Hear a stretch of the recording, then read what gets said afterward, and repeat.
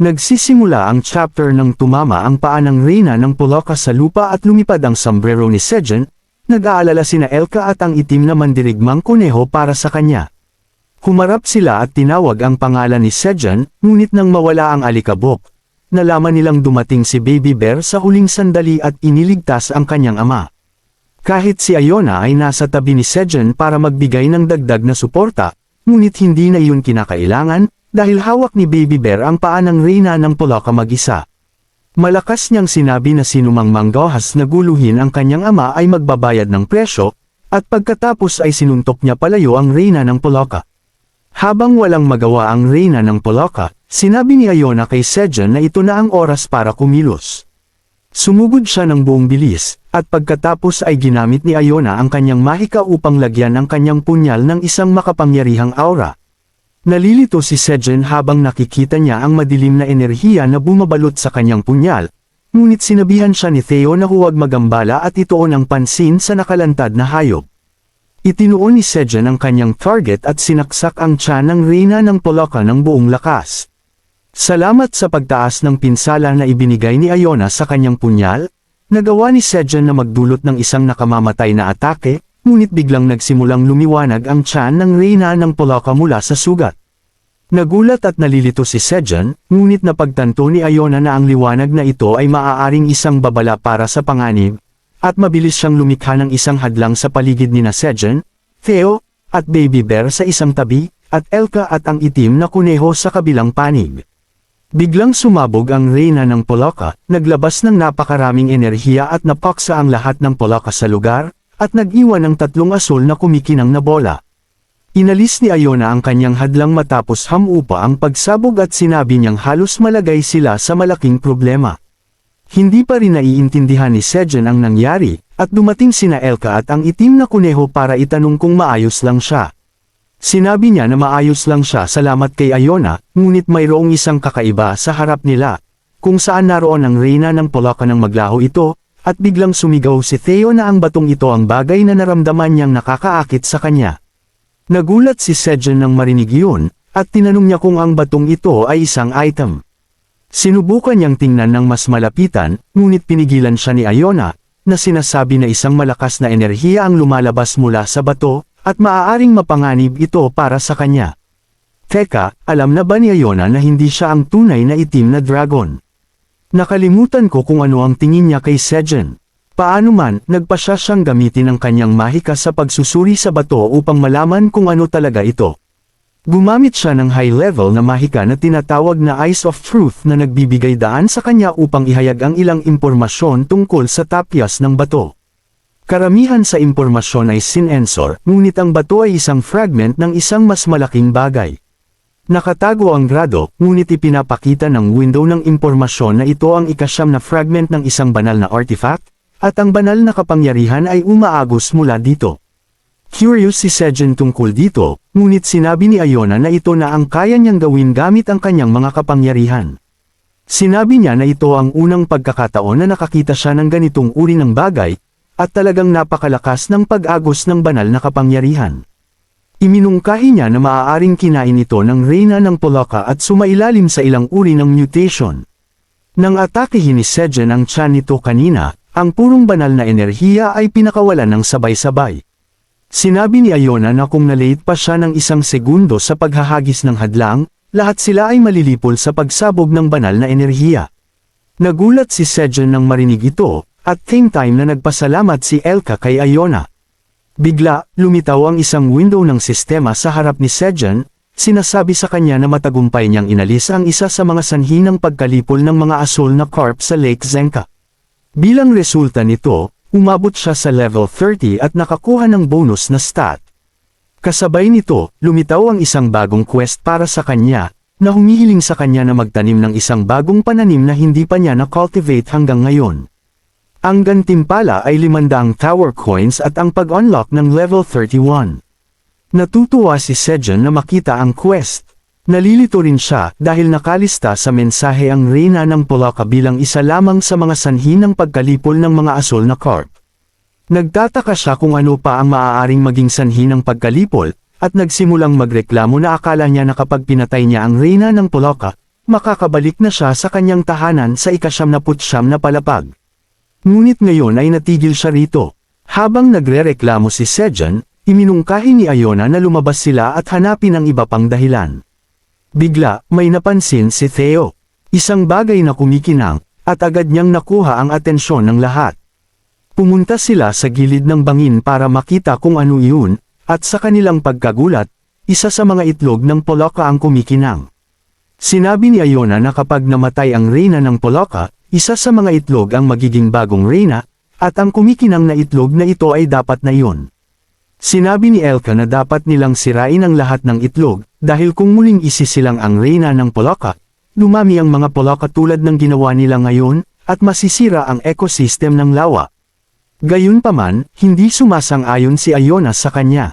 Sinabi niya na ang pagsabog ng populasyon ay malamang na sanhi ng bato na may banal na enerhiya, at kung aalisin nila ito, ang populasyon ng Poloka ay mananatiling kontrolado, tulad ng dati ng natural. Nagbigay pa ng isang argumento si Elka, na sinasabi na kahit na mababa ang kanilang bilang, ang mga Poloka pa rin uubos sa asul na carp, na nanganganib ng maubos. Maingat na pinakikinggan ni Sejun ang magkabilang panig, at bagamat gusto niyang protektahan ang asul na carp, ayaw niyang maging isang genocidal, maniac din.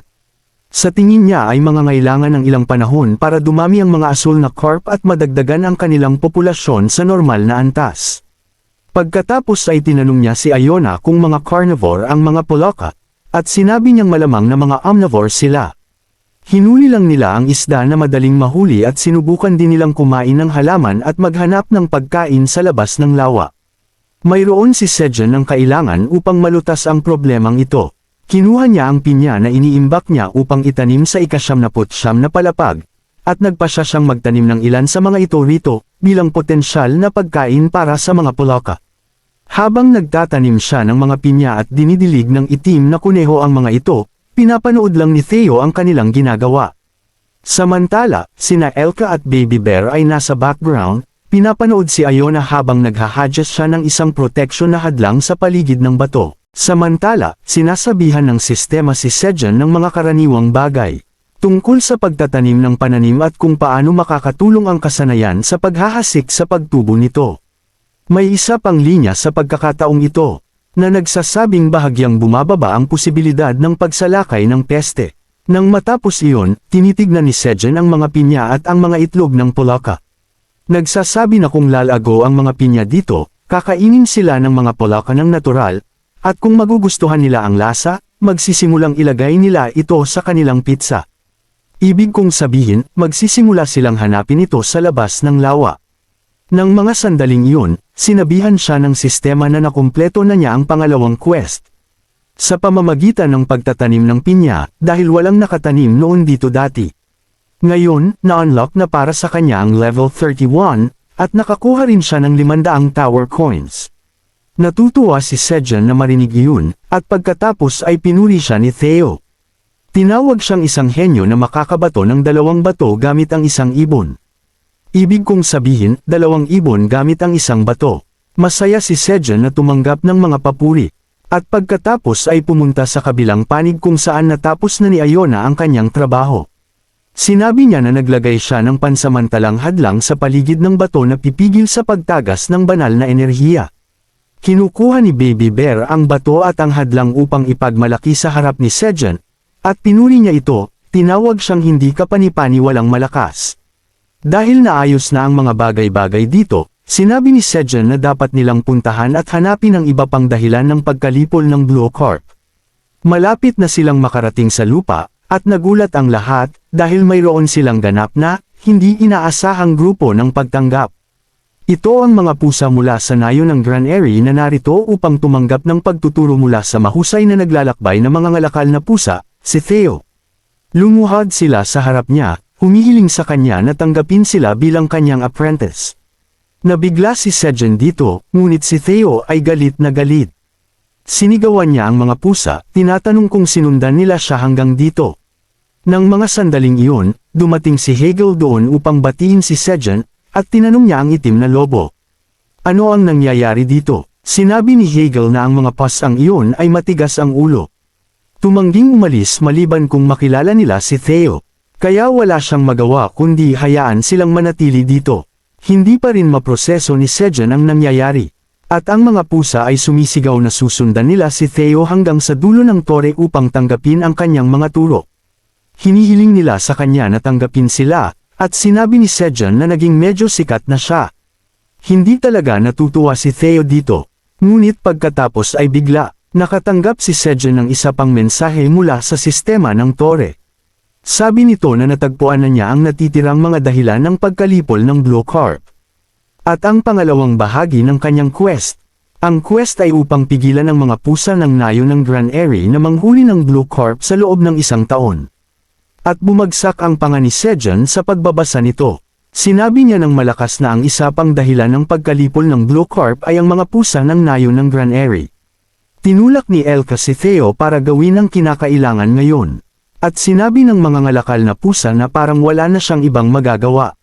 Sinabi niya kay Sejun ang mga pusa ng nayo ng Grand Airy ay umaasa sa pangingisda para sa kanilang kabuhayan. At kung hindi sila makakapaghuli ng isda sa loob ng 1 taon, magugutom sila.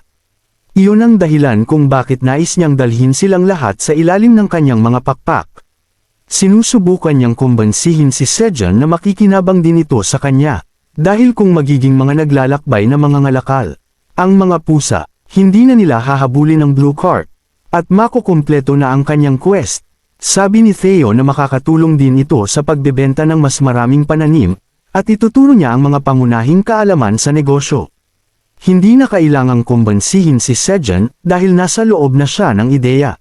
Sinabi ni Theo na mas magiging maganda para kay Sejun kung mas maraming tao ang magbebenta ng kanyang mga pananim. Pero nag-aalala siya kay Theo. Tinanong niya si Theo kung kaya nitong maging supervisor ng 33 na naglalakbay na mga ngalakal na pusa. At puno ng kumpiyansa ang orange na pusa habang sinasabi nitong kayang-kaya niya ito ng walang kahirap-hirap.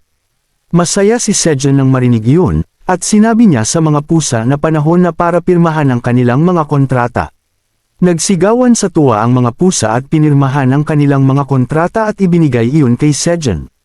Habang abala ang mga pusa sa pag-aasikaso ng mga papeles, pumunta si Theo kay Hegel at nagpasalamat sa kanya sa pagtulong kay Sejun. Sumagot si Hegel na tungkulin niyang paglangkuran ang itim na dragon. At pagkatapos ay sinabi ni Theo na kakailanganin niya ng ilang kamay para mag-alaga ng mga pusa patungo sa 99 na palapag. Hindi maintindihan ni Hegel ang ibig niyang sabihin. Kaya sinabi ni Theo na kung interesado pa rin itong magtrabaho sa ilalim niya, dadalhin niya ito at ang buong tribo ng Black Wolf sa ilalim ng kanyang pangangalaga. Labis na natuwa si Hegel nang marinig ito, at yumuko siya sa harap ni Theo bilang pasasalamat.